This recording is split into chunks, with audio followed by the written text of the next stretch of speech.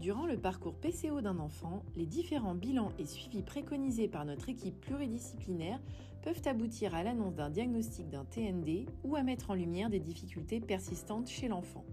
Par exemple, au niveau scolaire, lorsque des problématiques sont repérées, des adaptations sont proposées, du petit matériel est mis en place, le RASED et autres peuvent intervenir. Quand ces adaptations ne sont pas suffisantes, l'équipe pédagogique se réunit et un dossier MDPH peut alors être évoqué.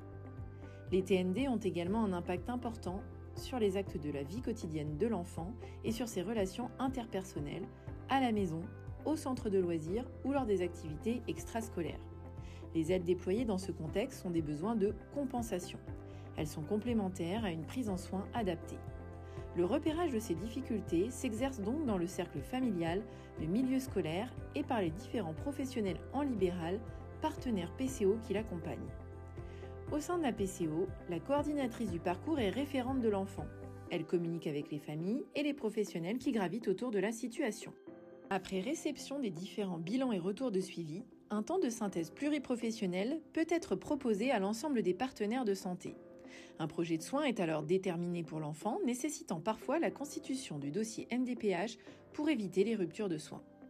En effet, c'est à la Maison départementale des personnes handicapées, la MDPH, qu'une demande d'ouverture de droit pour l'enfant peut être formulée dans le cadre de son projet de soins.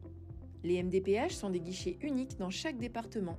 Ce lieu ressource évalue et propose des droits et prestations adaptés à chacun. La MDPH de la Charente-Maritime est un partenaire de la PCO. Cette démarche est réalisée grâce à une évaluation conjointe entre la famille, l'équipe de la PCO, les professionnels libéraux ou de structures de niveau 2 ainsi que l'école. Nos coordinatrices de fin de parcours de profil travailleur social sont alors sollicitées pour apporter à la famille des explications, informations, conseils et préconisations quant à la bonne constitution du dossier MDPH et aux différentes aides de droit commun. Un temps de réflexion est bien évidemment conseillé à la famille. Si elle est favorable, la communication s'effectue par mail, par téléphone ou en visio selon leur disponibilité et leurs préférences. Durant ces temps, la coordinatrice de fin de parcours échange autour des besoins de compensation de l'enfant et répond aux questions de la famille, aide à la bonne complétude de la demande étape par étape à travers nos fiches mémo, accompagne à la finalisation du dossier en vérifiant l'ensemble des pièces requises. Le certificat MDPH doit être rempli par le médecin qui suit l'enfant, de préférence un spécialiste. Le diagnostic est précisé et les impacts fonctionnels cités. Le médecin fait le lien entre les résultats de bilan et les difficultés observées. Le projet thérapeutique et les préconisations de soins sont explicités.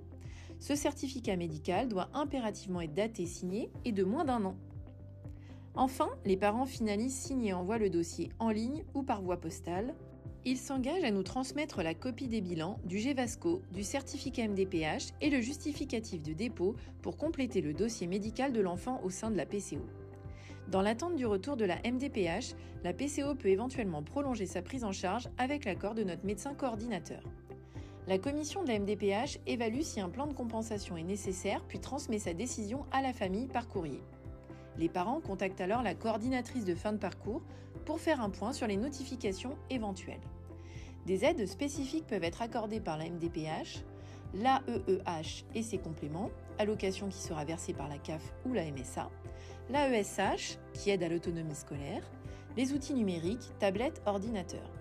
Des orientations peuvent également être notifiées par la commission de la MDPH, des classes adaptées comme les UEMA, UEA ou classes de référence avec dispositif ULIS, des établissements et services spécialisés comme les CESAD, les IME ou DITEP. Si le rejet de la demande d'AEH est notifié à la famille, l'équipe pluri de la PCO évaluera la pertinence d'une prolongation du parcours et le contexte du premier dépôt de dossier. La coordinatrice de fin de parcours pourra alors accompagner les familles, si besoin, à revoir le premier dossier déposé ou à se réorienter vers d'autres structures ou autres aides financières existantes. Pour résumer, dans le cadre de la PCO, pour effectuer une demande auprès de la MDPH, il faut que les difficultés de l'enfant aient un impact sur sa vie quotidienne et scolaire.